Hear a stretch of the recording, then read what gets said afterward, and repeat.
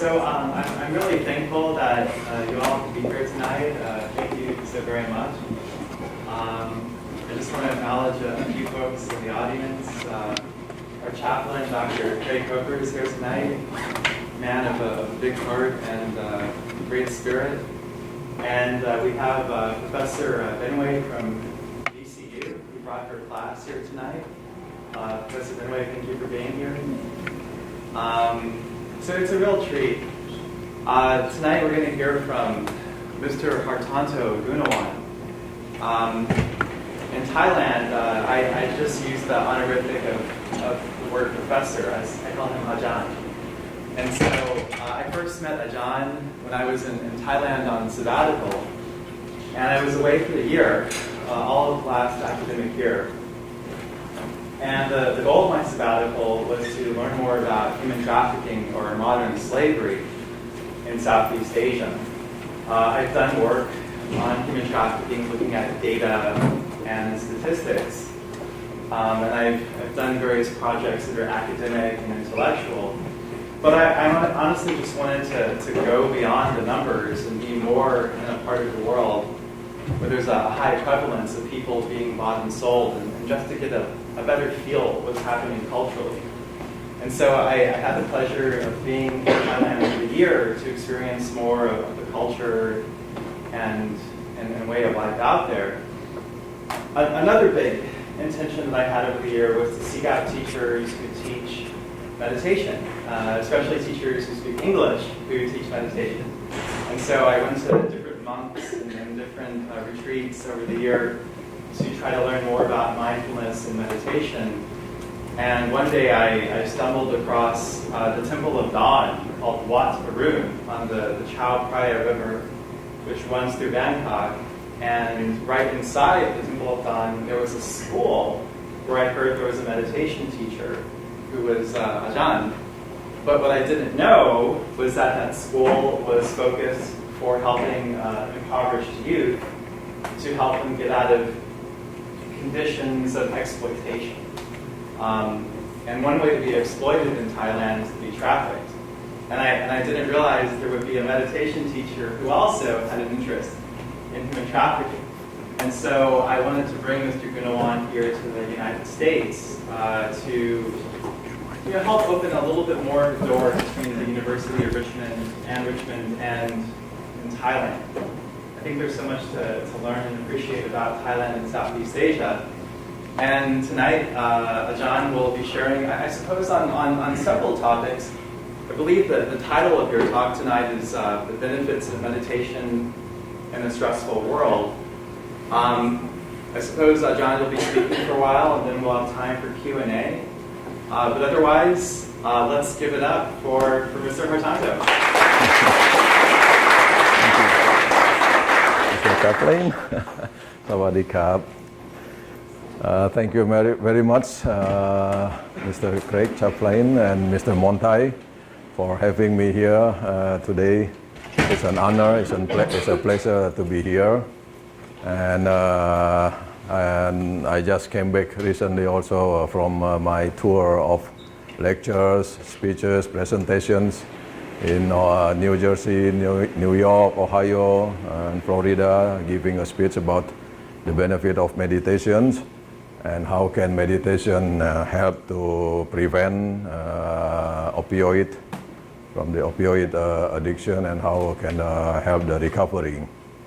So I'm Indonesian originally, but I've been living in Bangkok for the past 20 years. I graduated from Cleveland State University, and I worked my way up from manager all the way to chief executive officer in my businesses after my graduation, before I went to Thailand to become monk. And I was a monk for about 4 years, in which in my monkhood 2 years I was in the jungle on an empty island, nothing but jungle, nothing but snakes, nothing, and with the animals.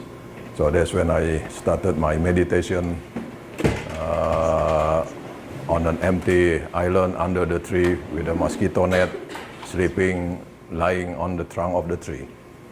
2 years I was on the jungle, and then I moved to the city. I moved to Bangkok, where the present temple that I stay, the Temple of Dawn, is a royal temple. It's a first-class royal temple, belong to the king. And recently our king just visited our temple and our center at Wat Arun. So I have my...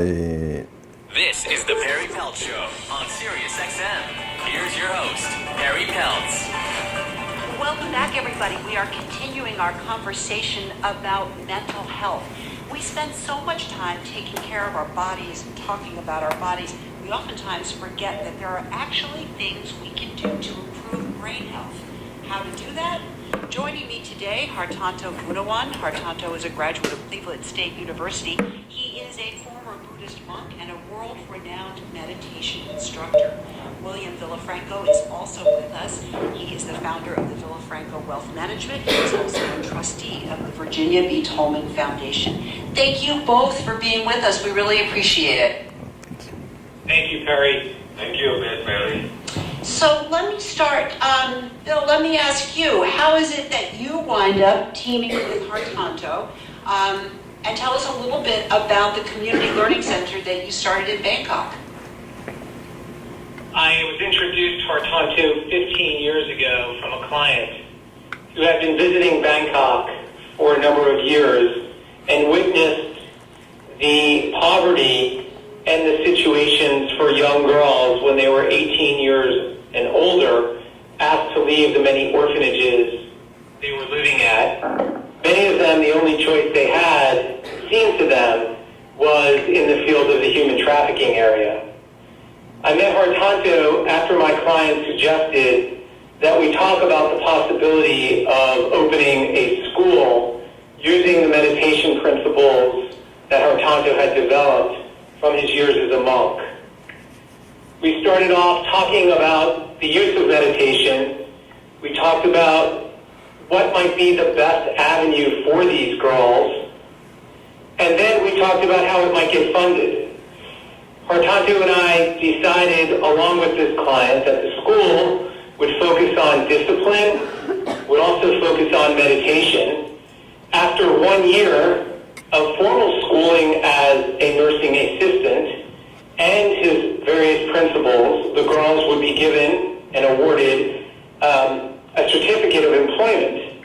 At that time, one of the hospitals in Bangkok would be offering positions to our girls where they would have a job and they would also be offered a place to live. So it sounded to me to be a perfect match for what Hartanto teaches and putting in practice the idea of offering these young girls an opportunity to better themselves and better their communities. Hartanto, let 15 me... years ago, Sorry, go ahead, Bill. 15 years ago we started it, and we're in our 12th year with well over 200 girls have graduated in the Bangkok system now, gainfully employed at the hospital. That's absolutely amazing, and congratulations to both of you. That's quite an accomplishment. Hartanto, I want to ask you, because when you talk about human trafficking, sex trafficking, child trafficking problems that we have here, certainly in the United States, and then you talk about meditation. I think a lot of people think of meditation as something that we do to de-stress, not something that we can use and apply when you're talking about very serious assaults on our mental health and mental well-being. What would you like to share about the use of meditation in those situations? Okay, then I will explain to you. Okay, and before that, I would like to show a little bit picture about my school, my center in Thailand.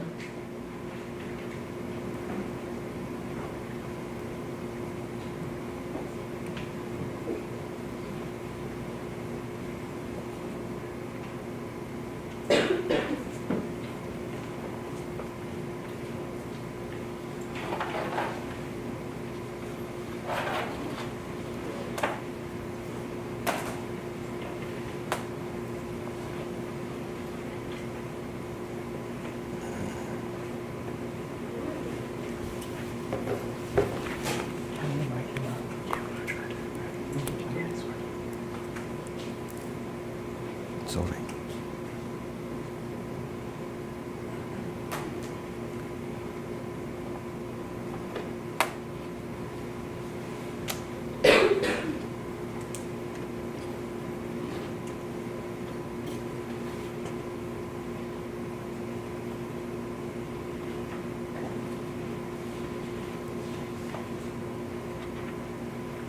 Oh.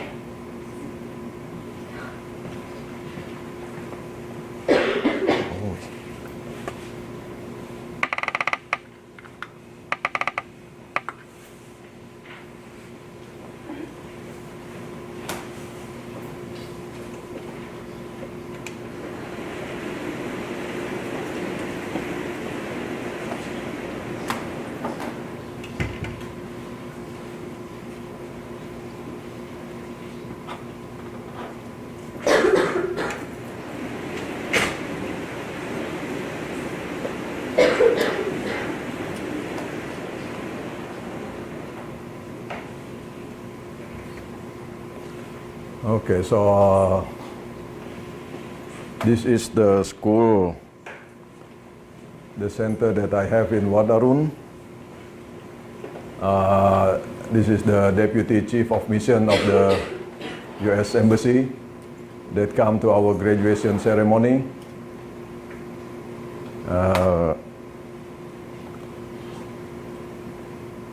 The students welcoming the VIP guests.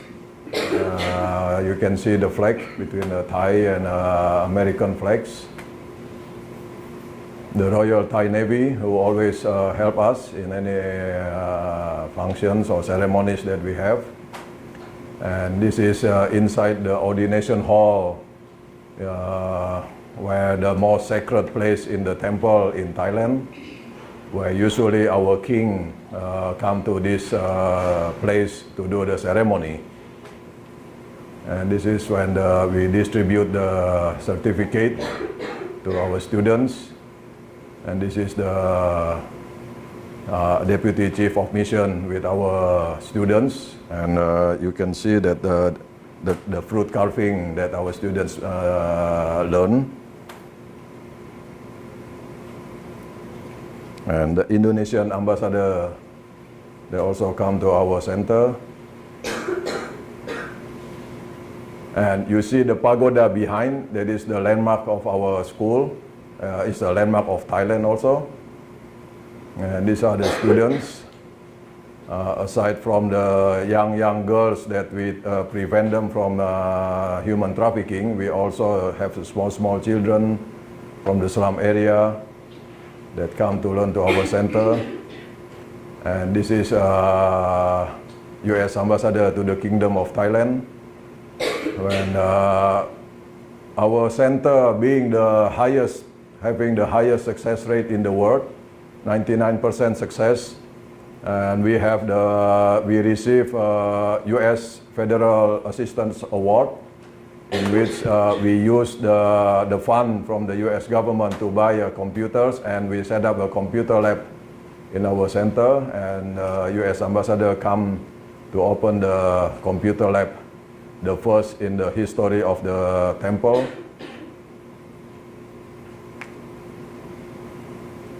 This is another previous U.S. ambassador to the Kingdom of Thailand with our welcoming students.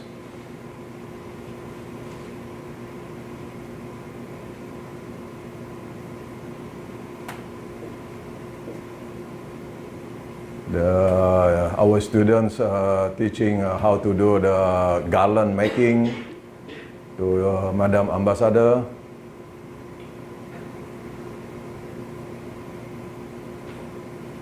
And our students with Madam Ambassador, and then from the Embassy of Japan.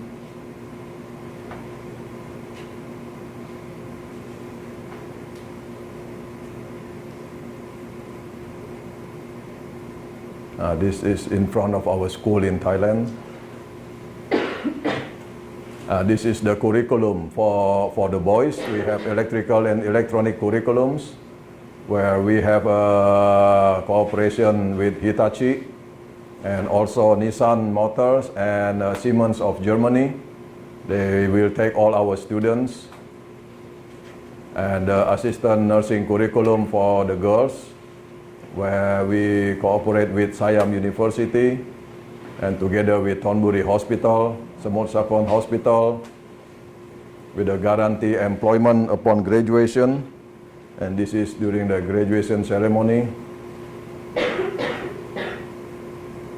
The gentleman with the red shirt is Mr. William Villafranco from the Tulmin Foundation. And the person beside him is the director of the hospital. And the next one is Mr. Walter J. Stowe of the JW60 Foundation. So the two foundations from America are our major supporter for our school. These are our students who have graduated and working at the hospitals.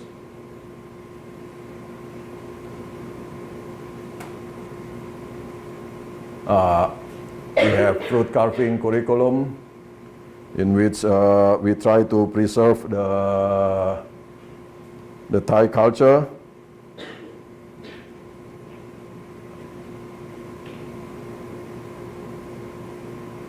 They can carve any kind of fruit from carrot, watermelon,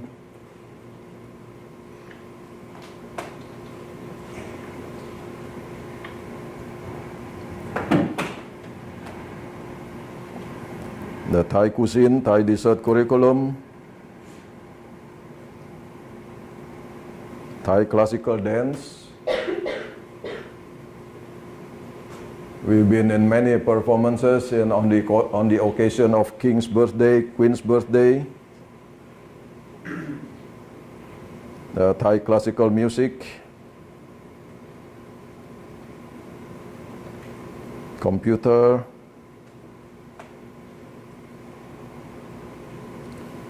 English curriculums where we have volunteers from all over the world. This is another volunteer.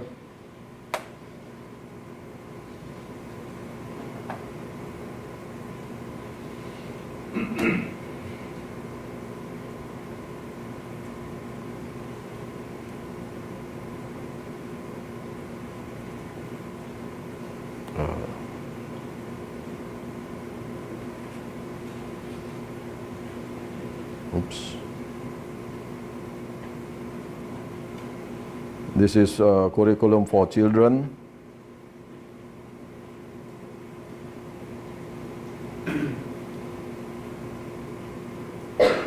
Volunteer from America, this lady.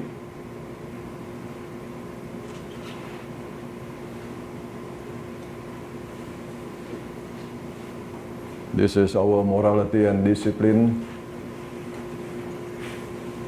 This is when we emphasize in meditation, walking meditation for the children and for all.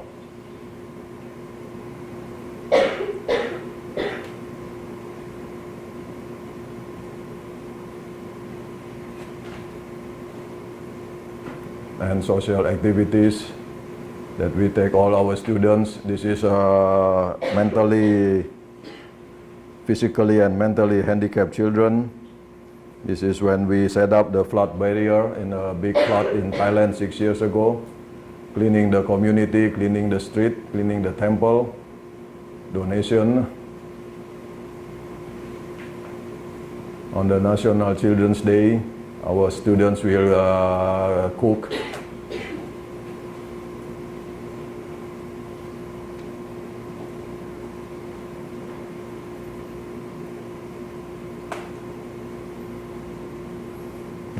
The camp at the U.S. Embassy, where the U.S. Embassy will invite our students to do the English camp.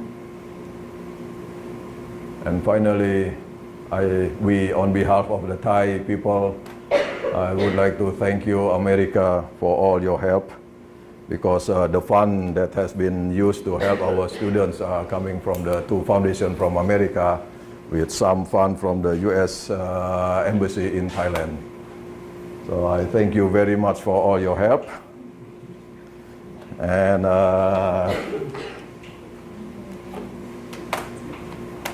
with that, this is the award from the Prime Minister of Thailand.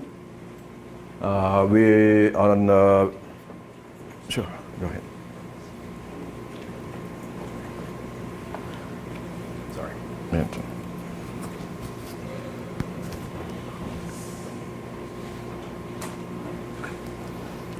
This award is in regard to outstanding performance in preventing and suppressing of human trafficking. And this one is the Medal of Honor from the King's advisor, and for helping the Thai education in Thailand. So those are what I do in Thailand in helping the young Thai girls, prevent them from becoming the victims of human trafficking, but also in Thailand, domestic abuse, violence, rape in the family. There's so many of them. So our center also helping these young Thai girls from becoming those victims. And 99% success rate, the highest in the world. What is the key? What is the secret to our success? Meditation, discipline the mind. And they are orphan, broken home, and some of them, we saved one girl being sold for 500 baht by her parents, and another girl's almost being sold for 20,000 baht, 30,000 baht by their relatives. Sudan, South Africa, South Korea, Japan, those are the destinations that our students or the girls are being trafficked. So coming out from the manhood, I put strong emphasis in developing the discipline in the mind. If we look at our life, what have we been doing in our daily life since we are born until we die? The moment you are born, immediately the nurse clean the baby, clean your body. And since then on, you take shower twice a day to clean the body, every day. Have you shower, clean the mind, every day. Feed your body, breakfast, lunch, dinner. Have you fed your mind, every day. Exercise your body. Have you exercised your mind? Vitamin your body. Have you given vitamin to your mind? Crimes, terror, all done by a clean, strong, healthy body. But sick mind, evil mind, dirty mind. Right? All our crimes, all our action done by the mind. But have we think of taking care of the mind in our daily life? I'm sure not. We don't have time to think about taking care of the mind. Right? The last attack in New York, when they use the truck to ram into the crowd, they don't need weapons now. Right? Don't worry about weapons, because gun 100 years you put in front of you, you hide the gun, you put in the cupboard, the gun will not kill anyone. Bomb will not explode without the mind. Now they use the car, they use the truck to kill. I don't know what else the mind, the evil mind, the sick mind think another weapons, another tool that can become a weapon to kill. This is the consequences from not taking care of the mind. So how education, how meditation by taking care of the mind every day, shower, clean the mind, exercise the mind, we have a clean, strong, healthy mind. What do we gain? What is the true purpose of meditation? Why is it important now that we take care of our mind? It has nothing to do with religion, nothing to do with Buddhism. It is something that we must do every day, because this body will not move without the order from the mind. Only when our mind thinks, oh, I'm bored, let's go, let's get up here, then the body just follow what the mind wants, what the mind order. What is the true purpose of meditation? It's not about being mindful only. It's not about emptying your mind. Right? It's not about be at present. Because if I am a criminal, if I'm a terrorist, my mind must be totally mindful. Right? If I'm going to rob you, right? If I'm going to rob your bank, my mind must totally focus, mindful. You are my object. I have my greed, and my mind concentrate, focus, and be at present. Then I can do it successfully. There is no time if I'm going to rob you and then my mind think, oh, what did I do this morning? What did I eat this morning? I must totally be at present and mindful. So that's why meditation is not only to be mindful and to be at present. There is something beyond that that the mind will gain. The true purpose of meditation is to gain the wisdom. What kind of wisdom are we talking about? The wisdom that understands the law of nature. What is the law of nature? You know. I'm sure you all know. What is the law of nature? Anyone?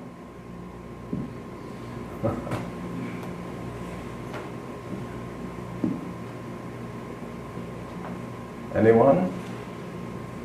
The law of nature. It's happening now. Isaac Newton. Yes? Gravity? Nope. There is one of them. There is in Buddhism we call it the characteristic of nature. But there is one law. It's a universal law. God have created us. I'm sure God created along with the system, along with the law. What is that law? Action. Yes? That every action is an equal consequence. Exactly. You all know action, reaction. But do you understand this law? I'm sure not. Why? Because if you clean your mind every day, you can see the chain of action, reaction. If I rob you now, if I kill you now, the chain of cause and effect, the chain of action, reaction goes beyond time and space. Right? What about to your parents? What about to mine? To your friends? To mine? Right? Beyond this space, beyond this time. Right? What about my students in Bangkok? What about my parents in Indonesia? Right? That ripple effects goes beyond time and space. Only by cleaning, taking care of your mind, cleansing your mind, exercise your mind, feed your mind so that your mind clean. That clean mind can see the chain of action, reaction. So if I'm going to rob you, or if I'm going to blow myself, in my mind I can see the ripple effects all the way to my friends, to my loved ones, to my children, and to yours, to the victims. That wisdom can change an evil mind. Only wisdom can change a dirty, sick mind. Right? What happened in Las Vegas, done by evil mind. His mind must be totally focused, must be totally concentrated. There is no history of mental sicknesses. It doesn't need. All we need is just the mind, combined with our hatred, combined with our attachment, and hatred. That's all it takes. At this very moment, if we fight and unable to control, right, my anger, I beat you up until you die. I become a criminal. Right? Doesn't need history or mental sicknesses. All it takes is just the mind. This is what meditation become very, very important nowadays. Take care of your body every day. Take care of your mind every day. Because you never know when you will need this mind, this wisdom to make your decision. So that is the purpose of meditation, to gain that wisdom beyond being mindful. Of course, step by step, before you gain that wisdom, you must be mindful first. And how meditation can be useful in our daily life. Anxiety, stress, that lead the consequences to opioid, to drugs, to alcohol. Right? What is addiction? Right? It's none other than the strong attachment of the mind. The mind attached to substances. Only your mind that can attach. Now, if you want to see your attachment, think of your favorite song now, and then sing that song in your mind. For as long as your mind sings that song, that is your attachment. The mind attached to the song, and that song is in your memory, because there is no song now. But the memory of your favorite song, your favorite song is in your memory. So when your mind access that memory and then sing that song, so for that long your mind attached to the song.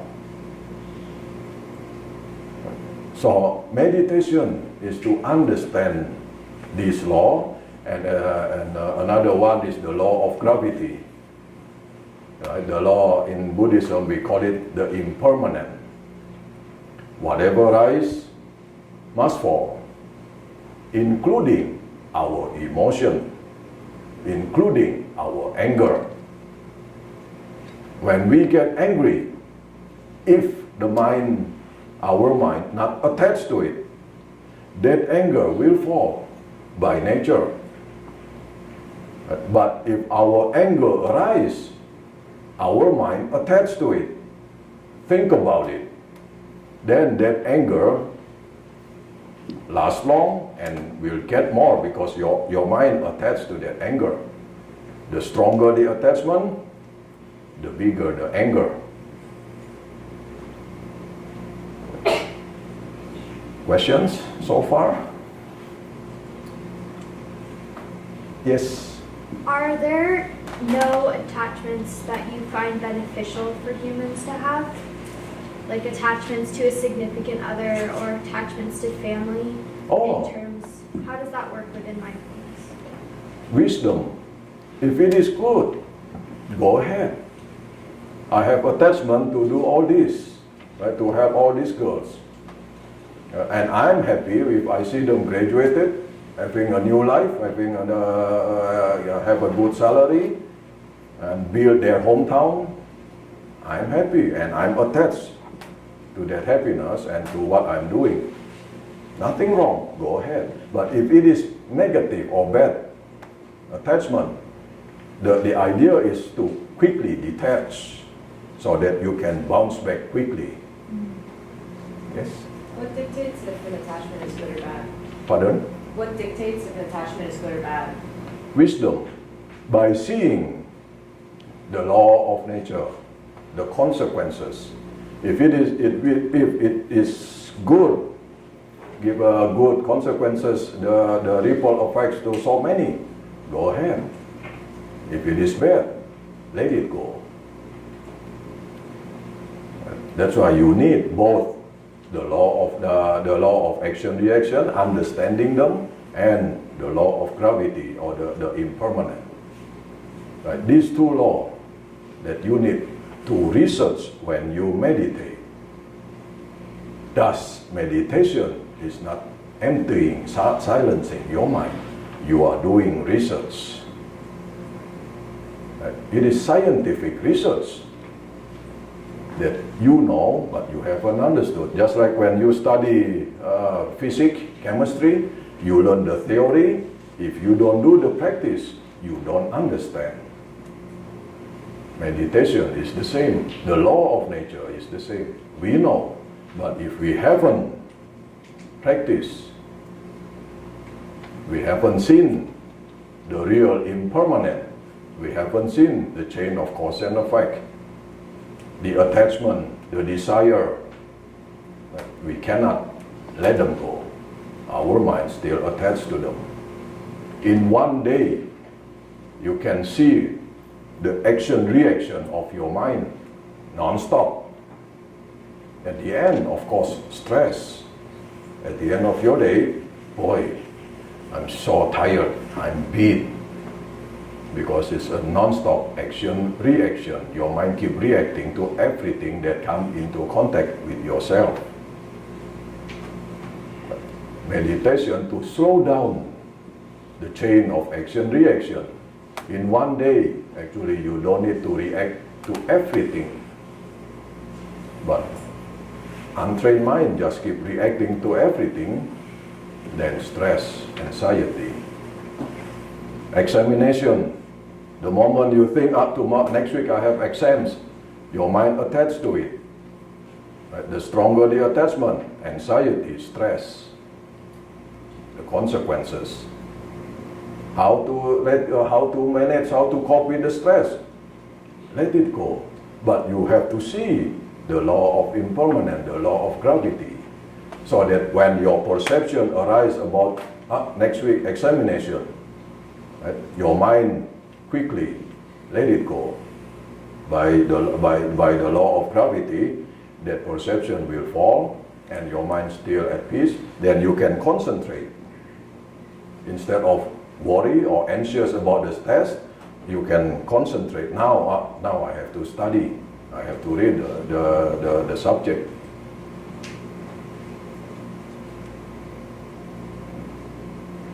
Any other questions so far? Yes?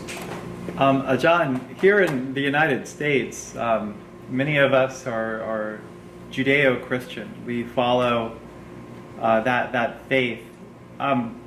If you're a Christian or a Jew or a Muslim, can you faithfully still apply, or to what extent can you follow these Buddhist ideas?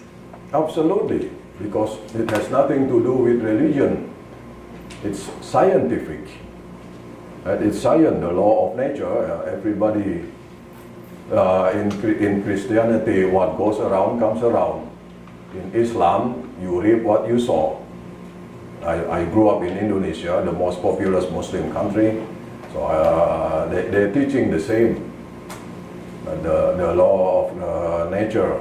And Albert Einstein himself, if you Google Einstein quote on Buddhism, you will find, he said that if there is a religion that is scientific, it's Buddhism. And Buddhism is not actually, it's an education. Education to understand yourself and to understand the whole teaching of the Buddha is about the law of nature. Karma. Karma is action. Translated directly, karma, the whole teaching of the Buddha is about this law. Karma, action, action, reaction. And the Buddha claimed he is a teacher. He's not a God, he's not a prophet, he's not a messenger of God, he is just a teacher. There is a misperception about Buddhism. We think that Buddhism is a religion. People go to the Buddha and then worship. That is not the true teaching of the Buddha. The true teaching of the Buddha is education, all about nature. The Four Noble Truths of the Buddha, the essence of the Buddha teaching, suffering, the cause to human suffering, cause and effect. Right. What is the cause to human suffering? Our greed. I want this, I want that, I want to be like this, I want to look like that, I. One. Our hatred. I hate when you do this, I hate when you do that, I hate when you say this. And root cause, our ignorant mind. Through ignorant mind, there is greed, there is hatred. So between ignorant mind and wisdom, the practice is to let go, get rid of our ignorant mind and gain more wisdom. So Buddhism is not a religion, that's why we all can practice. God have created us. Wonderful. But why we still kill each other, lie each other, hurt each other? This one nothing to do with God, but has to do with us. Right? Why I don't like you? I don't like you, then I hate you. I hate you, then I get angry with you. Whatever you say, I hate you, then we fight. Nothing to do, because God wants us to live peacefully, harmoniously together. Wouldn't it be nice if we understand ourselves? Right? So, meditation is research. Think. When you meditate, there are two kinds of meditation. One, concentration meditation. Mindfulness. In the concentration meditation, mind and object. Breath is one of the objects. Ping pong player, that is a mindfulness meditation. Martial arts is a concentration meditation. They train the mind. Right? The mind just order the body, follow left, right, Tai Chi, all this, they train the mind. It's a concentration meditation. I myself practice, so I know. Before I didn't know. I thought I like Kung Fu, so I practice Kung Fu. And then after I became monk, I just researched everything. And so, why did I do what I did last time? So meditation, martial artist is all training of the mind. Muay Thai, right? They train the mind. Military, focus, come on, focus your mind, concentrate. This is all concentration meditation. A highly concentrated mind is a very, very powerful tool. A terrorist, when they are going to blow themselves, when they are going to do their terror, the mind must be totally focused, totally concentrate. Without wisdom, is a very dangerous person. Another kind of meditation, it is called vipassana, or in English, translated to understand things as they really are. Right? This is wisdom, understanding you as who you really are. Right? Understanding why you do what you do, why you speak what you speak, by using the law of nature. So in the practice of vipassana, you must think, investigate, stress, anxiety. What is the cause? What is the nature of it? The true nature, impermanent. Your stress arise, your stress will fall if your mind not attached to it. The problem is the mind attached to whatever arise, to whatever contact with yourself. In yourself, in your body, there are senses. The moment you see, you hear, you smell, you taste, you touch, the mind attached to it. Think about it, concentrate on it. Then the consequences is your emotion. So the two kind of meditation, concentration and vipassana, in one session of your meditation, you practice together. Begin with your concentration on your breath, mindful of your breath, for as long as you can. Once your mind lost the concentration, then research, think, investigate what is the cause. There are only two causes that make your mind keep on thinking. One is your senses.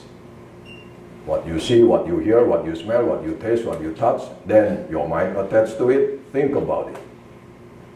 Two is your memory, your perception.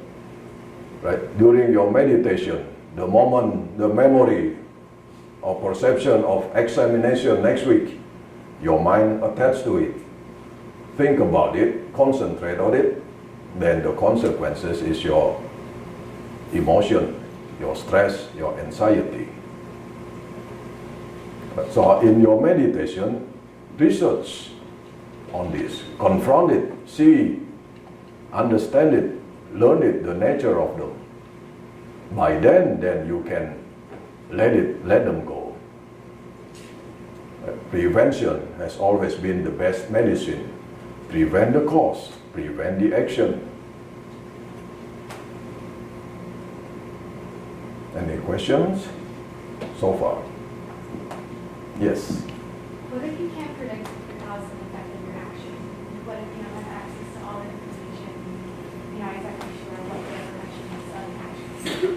How can you decide what it is? Then you haven't understood deep enough. Because if you have understand the whole chain of cause and effect before and after, because the chain will continue, has been continue in the past, why we have all this climate change, all the mess, caused by the greed, human greed, destroying the nature.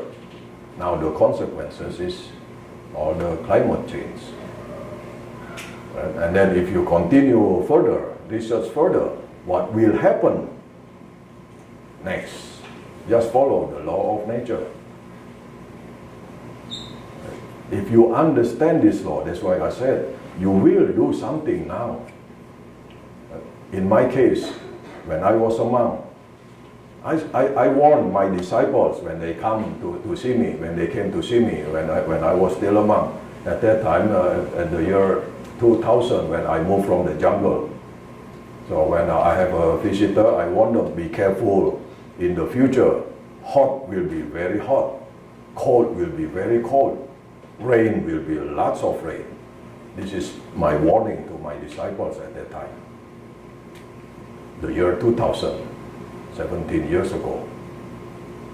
Right? So now it's happening. And I've been warning why now I'm ready to leave my school, my center in Thailand and do all this. 1.5 months I did the tour in New York, New Jersey, in America, more than 60 institutions. I give presentation on all of this because my worry that if we don't start taking care of the mind, the consequences to your children, to your grandchildren, they will be the one who suffer most. You will have family one day, and it's the weather getting worse and worse. Heat affect our body affect our temper. We get angry easily just by staring. Why? I hate you, look at me. Boom. This is what happened. It's happening now in Thailand. A motorcyclist, another one came in the red light, just by looking, boom, they just kill him. Yes? During our class, we've learned that some girls feel that they need to, such as like in Cambodia or Thailand, some girls feel that they need to repay their parents for bringing them into the world and basically raising them. And so some girls get caught up in human trafficking. And so in their mind, even though they are being trafficked, they try to to make it seem like it's the right thing that they're doing because they're retaining their parents by giving the money to them. Have you encountered any girls like this? And if so, how have they worked through those type of mental obstacles? Well, the girl that I helped sold for 500 baht, but she was sold when she was small, so she didn't know. And another girl, by her relatives, by her grandmother and her auntie. But that's what she thought. But luckily I was able to talk with her first. That's not the way that to thank you of your parents. There's another way to thank them.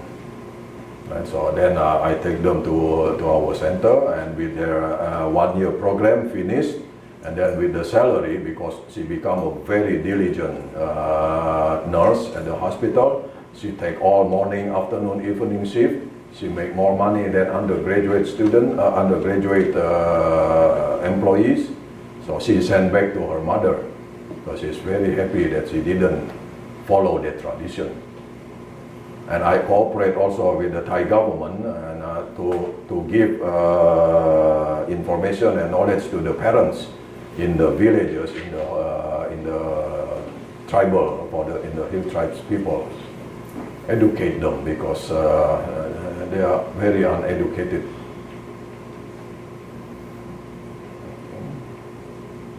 Any other?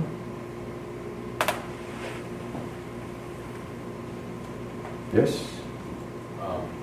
A lot of these girls undergo, and a lot of the children in general undergo very traumatic events at an early age that kind of shape how their temperament and their actions for the better part of the rest of their lives. How do you go about helping mitigate those actions from taking over and contributing to, I guess, be an effect of a cause of somebody else? They're essentially taking the brunt of the action or the cause of it for. You mean if they are the victims? Yeah, as with the traumatic events that occur, it's somebody else's decision, and it's this child that did nothing except exist, and they're taking the brunt of somebody else's decision. How do you help them kind of work through that, since it wasn't their own decision, it's somebody else's to kind of do this to them? Meditation, because with the post-traumatic syndrome or PTSD or something, so caused by the attachment of the mind to the memories, because what happened in the past, it's still in her memory. So whenever that memory arises, I can see the change in her behavior. She's becoming quiet, and then I call her, and then sit down together and ask her to meditate, but ask her to see that attachment and see when the memory rises, and she started to cry, and then I told her, okay, now let go of that attachment to the memory. And then she tried to let it go once, twice, second, 3 times, and if she finally managed to let that memory go, and she changed her behavior. So it's almost like a you're like desensitizing the attachment to the memory. Yeah. So she will have the memory, but not the negative effects from it. Exactly.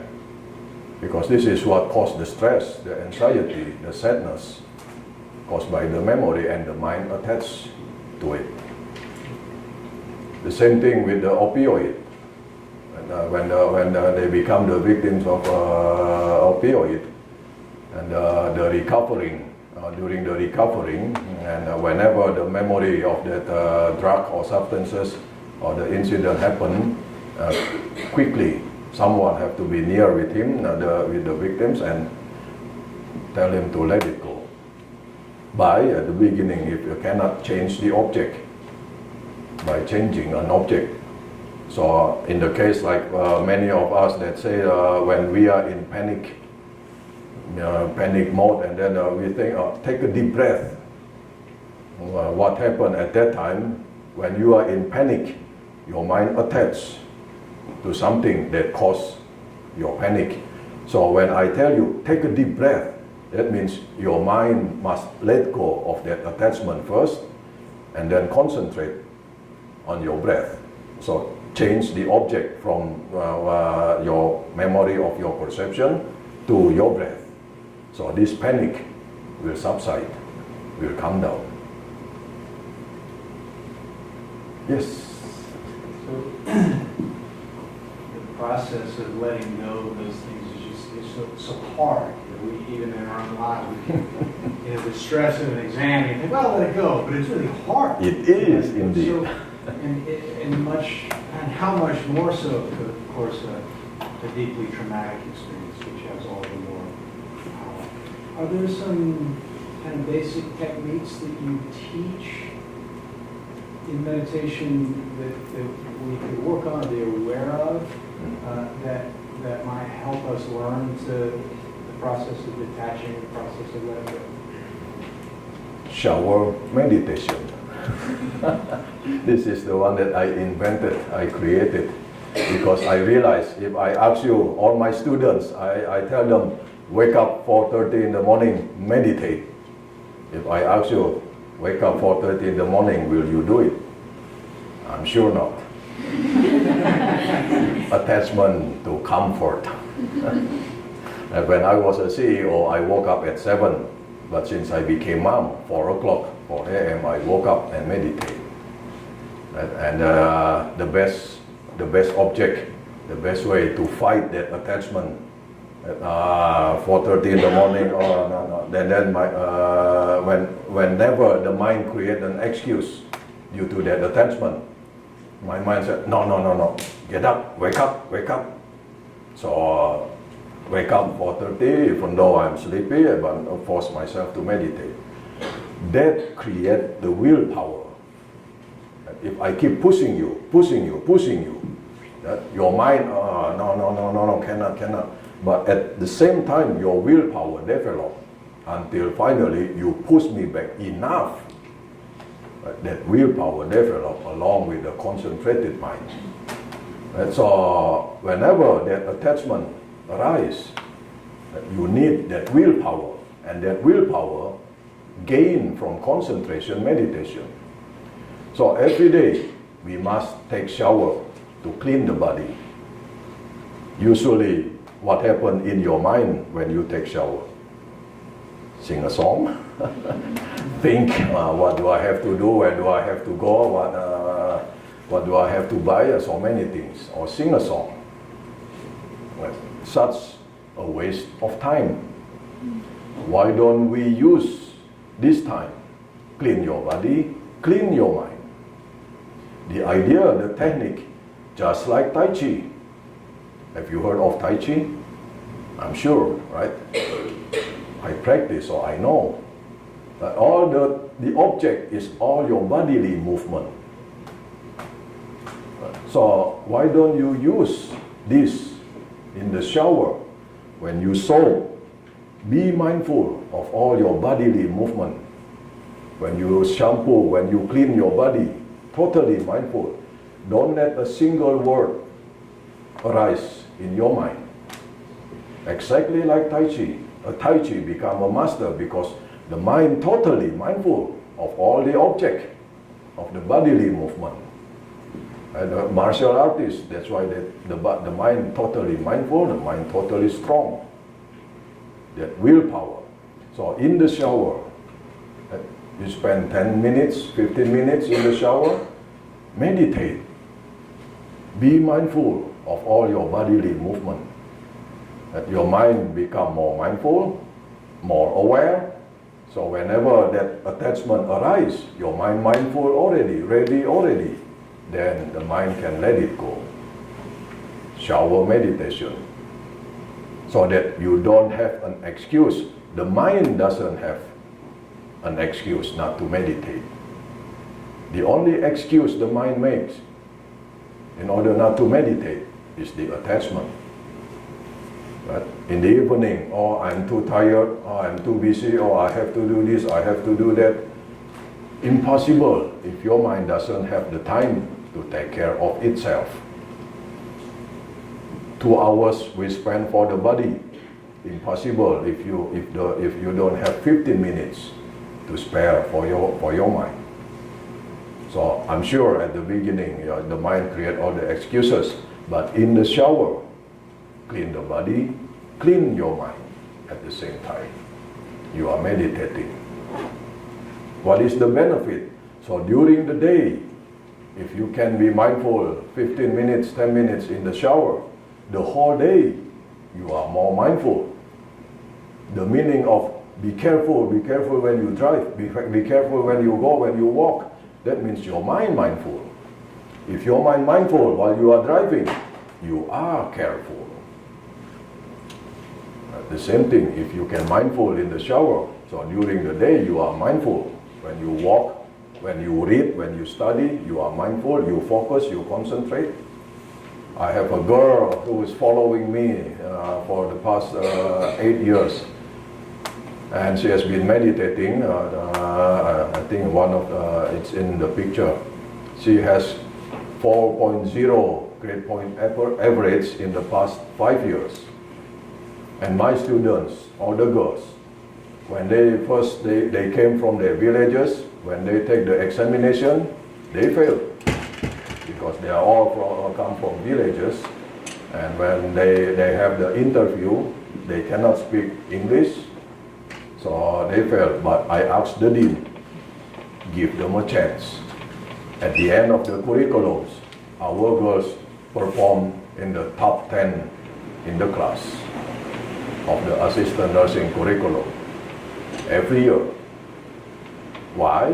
Every day, 4:30 in the morning and 7 p.m. So when they read the book, when they study, they focus. And so they perform very well in the class. Make sense? Thank you. You're welcome. Yes. For the girls who attend the nursing school, are they able to self-enroll? And then, I guess I also have another question. The girls who, so the girls who you said that you found who were being sold for $500 or so, have there ever been girls who you found and you wanted them to join the curriculum, but they turned you down? And if so, were you able to convince them to join? No, we have very big or high applicants from all over the country. So the Ministry of Education, Ministry of Social Development of the Kingdom of Thailand, the Thai government, helped us to locate all the girls across the country. So every year we have a big applicants who want to come and study in our school. We are the one who have to turn them down. But in my mind, I always think, what if one of the girls that I refuse ended up being trafficked? We have a limited budget from America, but the foundation want a long-lasting mission instead of one time and then done. So 12 years already, and he wants to continue for as long as we can. That's why we only have a limited, we can only accept a limited number of students.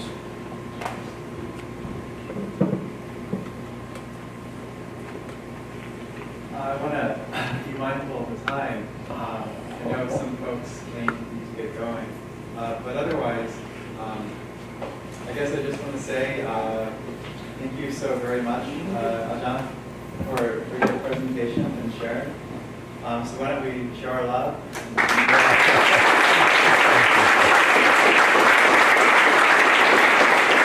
One last thing.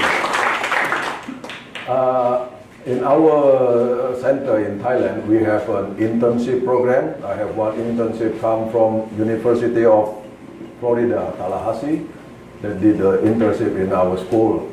And we also have volunteer opportunity for those who are interested. So in the future, if you are interested to do some volunteering work or internship, you are welcome, guaranteed by the Ministry of Education, the Kingdom of Thailand. Thank you very much.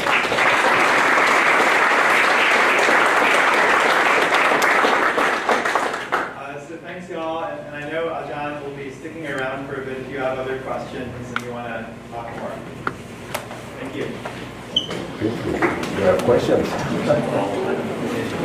Awesome.